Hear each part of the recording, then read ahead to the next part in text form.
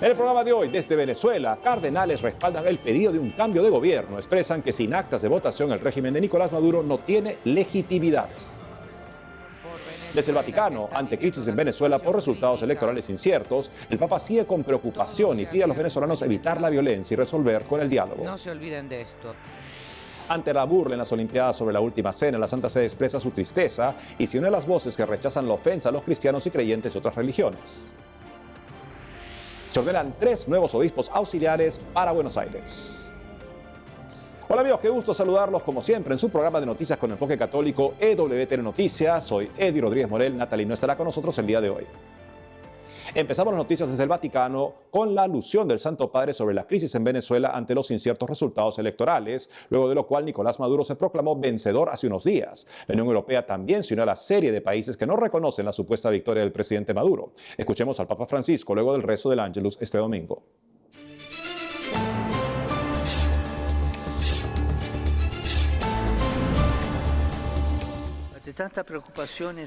También siento preocupación por Venezuela, que está viviendo una situación crítica. Dirijo un llamamiento para que todos busquen la verdad y ejerzan. Eviten todo tipo de violencia en la población, sino que resuelvan con el diálogo, por el bien de la población y no por intereses partidarios. Que Nuestra Señora de Coromoto encomendamos Venezuela y a la oración del Beato José Gregorio Hernández, cuya figura los acompaña. Y ahora nuestro corresponsal Andrés Enríquez tiene la última información de lo que se vive en Venezuela.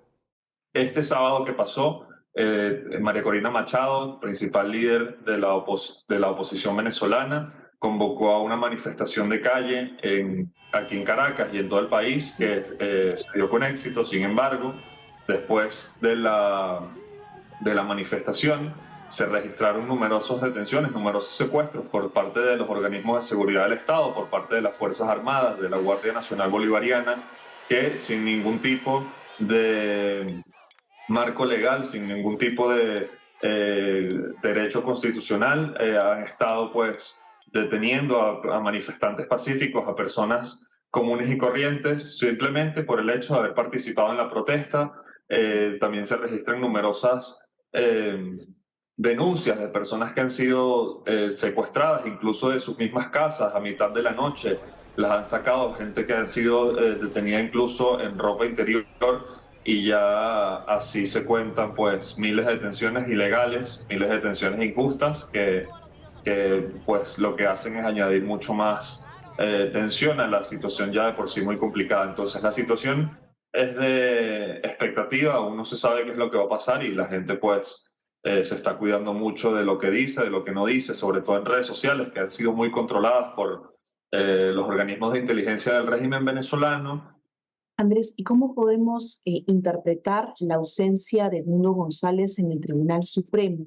¿Qué va a ser la posición ahora para defender los votos que asegura haber obtenido? Después de este recurso contencioso del amparo legal que introduce Nicolás Maduro, pues no se sabe muy bien qué es lo que va a suceder en el Tribunal Supremo de Justicia. Diversos analistas, incluso el expresidente colombiano Iván Duque, ayer expresó que lo que se maneja, la información que se maneja es que el Tribunal Supremo de Justicia podría incluso llegar a anular la elección del 28 de julio. Y esto viene también muy de la mano con las negociaciones que están teniendo los presidentes de Colombia, México y Brasil, sobre todo con Nicolás Maduro y con el régimen chavista, en el que, según diversas informaciones, también lo estarían exhortando a aceptar el resultado electoral. El Tribunal Supremo de Justicia, la información que se maneja es que podría incluso llegar a anular la elección en Venezuela y pediría repetirla en 4 meses, en diciembre, pero esta vez sin la participación de Edmundo González ni de María Corina Machado. Algo que pues yo creo que sería muy difícil que el principal candidato opositor y la principal líder de la oposición, la líder indiscutible, después de las elecciones primarias de octubre de 2023, pues lleguen a aceptar, y en ese sentido habría que ver de qué manera procede la oposición después de que se conozca el fallo de la justicia venezolana. ¿Y por qué los estarían apartando a ellos? ¿El Tribunal Supremo responde más hacia el oficialismo? Sí, la justicia venezolana, el Tribunal Supremo está totalmente controlado por el régimen chavista y actúa a conveniencia. Yo creo que esto es algo que hay que entender muy bien, que es que el Estado en Venezuela no funciona ni siquiera, yo creo, como una dictadura convencional. El Estado de Venezuela funciona sencillamente como una mafia, como un cártel, y los poderes del Estado están totalmente subordinados a lo que a la línea que se baje desde Miraflores, a las necesidades que tenga Nicolás Maduro y que tengan los jerarcas más importantes del régimen chavista. Entonces, yo creo que una buena decisión de parte de la oposición venezolana, de parte de Edmundo González, de no asistir a la convocatoria de la justicia venezolana, sencillamente porque sería una contradicción, pues, reconocer a estas instituciones que están completamente viciadas y que funcionan de acuerdo a lo que necesita el chavismo. ¿Qué es lo último dicho por la Iglesia en Venezuela frente a los hechos? Algo muy interesante que sucedió también en estos últimos días, que se filtró una carta que en principio era privada, según fuentes de la conferencia episcopal, escrita por los dos cardenales venezolanos, Monseñor Baltasar Porras y Monseñor Diego Padrón. En principio era una carta dirigida a los obispos del país sobre cómo actuar y sobre el futuro cercano del país dentro de este momento difícil que viven. Y en esa carta, pues los obispos reconocen que efectivamente lo más probable es que se haya fraguado un fraude desde el Estado venezolano y desde el chavismo, y que el chavismo esté ganando tiempo sencillamente con todas estas acciones para, pues, fabricar las actas electorales y anunciar un resultado electoral pues hecho a su medida. Los cardenales y los obispos han sido muy valientes y pues han remarcado la necesidad de anunciar proféticamente la verdad y de acompañar al pueblo en sus exigencias legítimas, aún de que esto le suponga un riesgo y un peligro muy grande. Pues yo creo que la Iglesia Católica en Venezuela ha sido muy valiente y efectivamente los venezolanos creo que debemos estar muy orgullosos de nuestros obispos. Gracias, Andrés, por la entrevista. Gracias por tenerme con ustedes. Por otro lado, migrantes venezolanos en América Latina protagonizaron este sábado una serie de protestas en varias capitales de la región. Manifestantes contra el gobierno del presidente Nicolás Maduro exigen respeto al recuento de votos no oficial publicado por la oposición tras las elecciones presidenciales del pasado domingo que dieron la victoria al candidato Edmundo González. Veamos. He escuchado el llamado del presidente Andrés Manuel, que se respete la voluntad del pueblo, y este es el momento de respetar la voluntad del pueblo.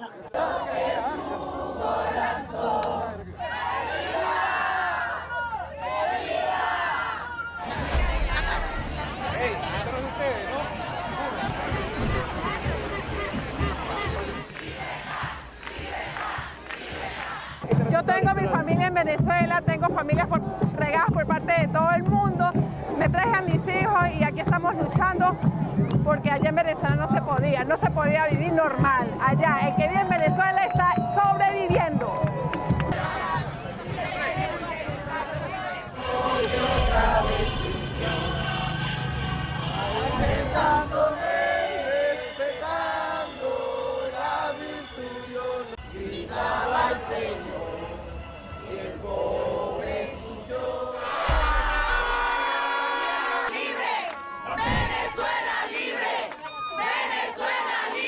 Estamos aquí porque es un fraude electoral. Maduro no es el presidente. Nuestro presidente se llama Edmundo González y María Corina Machado. Y estamos aquí pidiendo libertad. Todos los venezolanos que salimos afuera porque nos persiguieron por pensar diferente.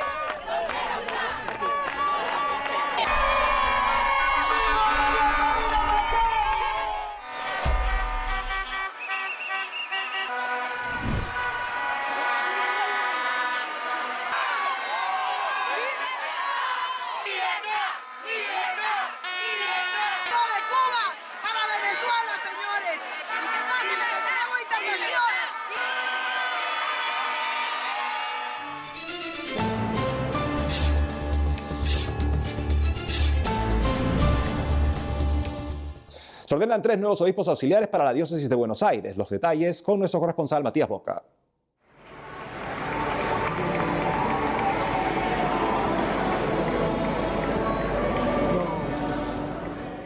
se vivió una verdadera fiesta, amor, compromiso, fe, vocación, en la misa de ordenación episcopal que se llevó a cabo en la Catedral Metropolitana de Buenos Aires.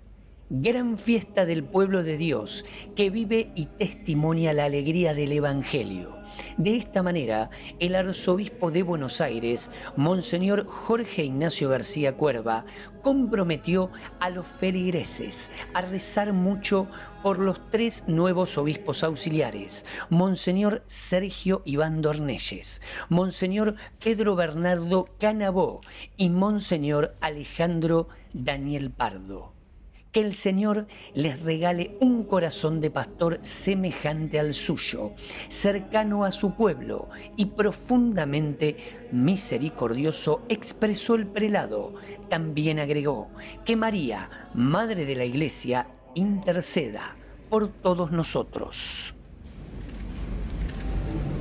Que formemos equipo, que realmente trabajemos codo a codo, que estén muy cerquita de la gente, que nunca se olviden de sus raíces, como les dije en la homilía, que siempre estén cerca de la gente y que sean profundamente misericordiosos, que recordemos nuestras propias debilidades y negaciones a la hora de pensar en las heridas de los demás. Bueno, son pastores que son jóvenes, pero eso no quiere decir que no tengan experiencia pastoral.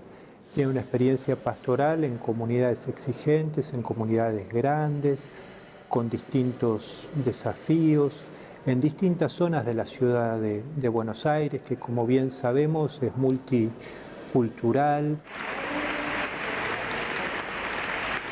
Es así como estos 3 presbíteros se suman como obispos auxiliares a la Arquidiócesis de Buenos Aires, junto a los auxiliares ya vigentes, Monseñor Gustavo Carrara, Monseñor Alejandro Giorgi, Monseñor Joaquín Sucunza y Monseñor Ernesto Giovando. Cabe destacar, al momento de la ordenación, cada obispo elige un lema que suele ser un pasaje del Evangelio, un escudo con figuras que representan su pastoral y su persona. Monseñor Pardo eligió "Esto es mi cuerpo, que se entrega por ustedes". Monseñor Dornelles, "En tu nombre echaré las redes". Finalmente, Monseñor Canabó lo vio y se conmovió profundamente. Queremos compartir con la Arquidiócesis que estamos disponibles, que estamos con el corazón grande, con muchas ganas de salir al encuentro y de poner en acción esto que tanto pide el Papa, que es una iglesia en salida y misionera. Que cuenten con nosotros, acá estamos, y que queremos también contar con todos los que nos están viendo para seguir con esta obra de dar a conocer el amor de Dios. Llenísimo de emociones, contentísimo, digamos, lleno del espíritu. La verdad que uno de los mejores días de mi vida. Poder ser un padre misericordioso para nuestro pueblo humilde y también, como decía lo de la viuda, ahí en la acción de gracias, poder dar todo, más allá que sea mucho o poco, dar todo. Que esté cerca de la gente, que sea alegre, que siga siendo yo mismo, como soy, que sea cercano, atento, misericordioso y que siempre esté disponible. Y bueno, y como dice el lema que elegí, este es mi cuerpo que se entrega por ustedes, que siempre sea entregado. Desde el momento de la mención y designación a los obispos, se le asigna una sede apostólica. Es así que al padre Iván Dornelles se le asignó la sede titular de Eguga, al padre Pedro Canabó la sede titular de Idaza y al padre Alejandro Pardo la de Ficiana. Por el momento, los 3 obispos auxiliares de Buenos Aires van a continuar viviendo, trabajando, desarrollando su tarea pastoral en sus respectivas comunidades. Tal es el caso de Monseñor Iván Dornelles en la parroquia Misericordia del barrio porteño de Mataderos, Monseñor Pedro Canabó en Madre del Pueblo, en la Villa 1114 en el barrio Rodolfo Richardelli. Y finalmente el padre Alejandro Pardo en la parroquia San Nicolás de Bari. Desde Buenos Aires, Matías Boca, EWTN Noticias. Hacemos una pausa y al volver, ante la burla en las Olimpiadas sobre la Última Cena, la Santa Sede expresa su tristeza y se une a las voces que rechazan la ofensa a los cristianos y creyentes de otras religiones. Además, el Papa Francisco pide que en agosto recemos en forma especial por los líderes políticos, cuyo quehacer es una de las formas más altas de caridad. Regresamos con más noticias con Enfoque Católico.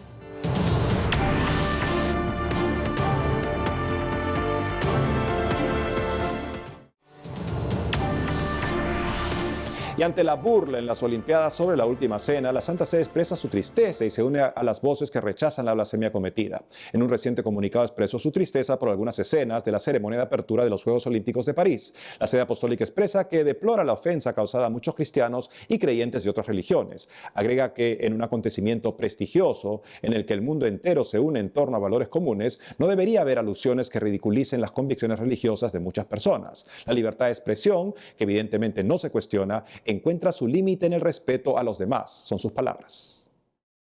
La parroquia de Santa Mónica en Lima, Perú, se sumó a los actos de desagravio por la ceremonia inaugural blasfema en los Juegos Olímpicos de París. Para saber más de por qué se llevó a cabo este acto, cuál fue la intención, también qué actos se llevaron a cabo, estamos con el padre Raúl Pereira, que es párroco de la parroquia de Santa Mónica en Lima, Perú. Padre, bienvenido al programa.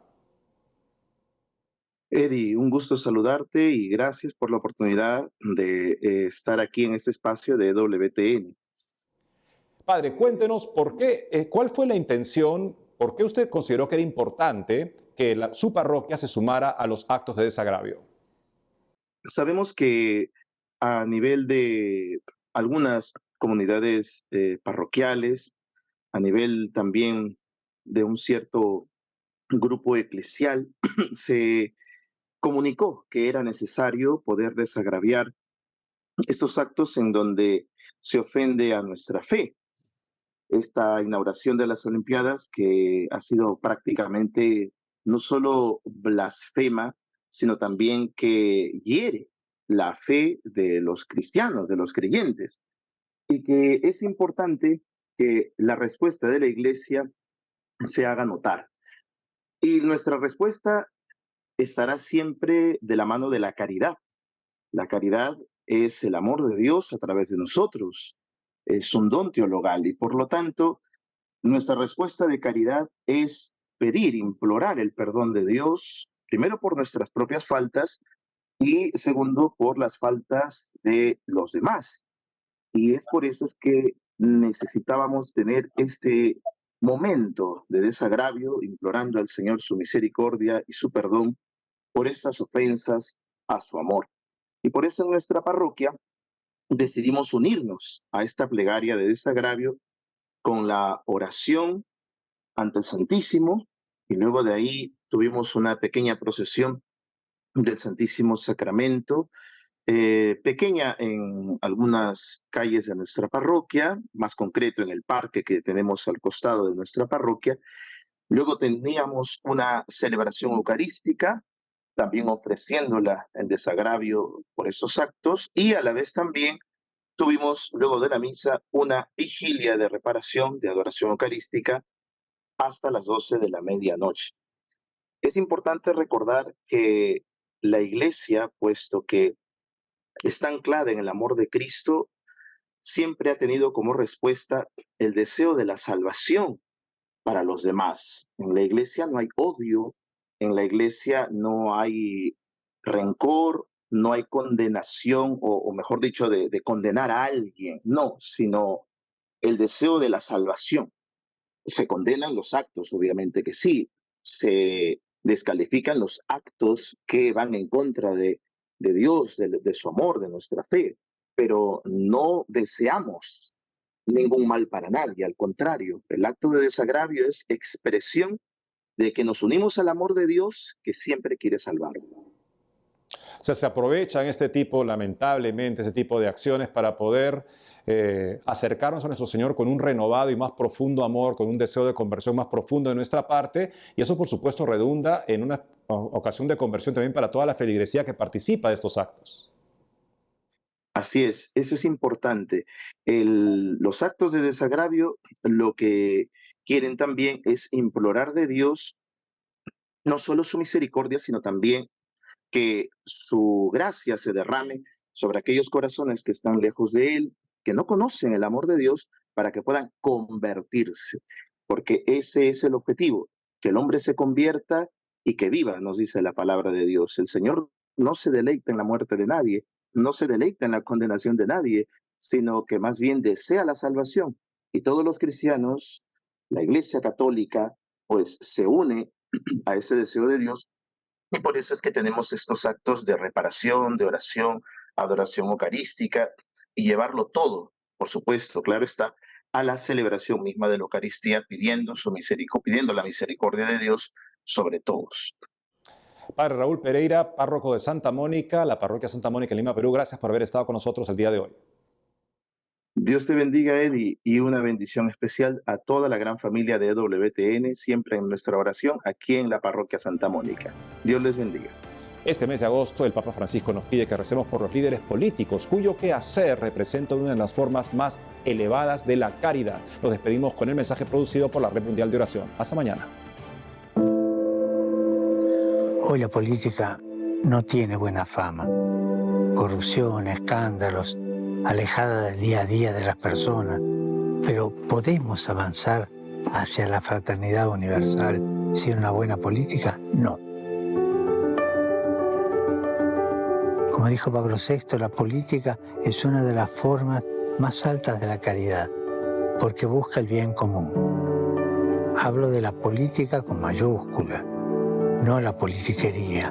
Hablo de la política que escucha la realidad, que está al servicio de los pobres, no de la que está encerrada en grandes edificios con largos pasillos. Hablo de la política que se preocupa de los desempleados y sabe muy bien lo triste que puede ser un domingo cuando el lunes es un día más sin poder ir a trabajar. Si la vemos así, la política es mucho más noble de lo que aparenta.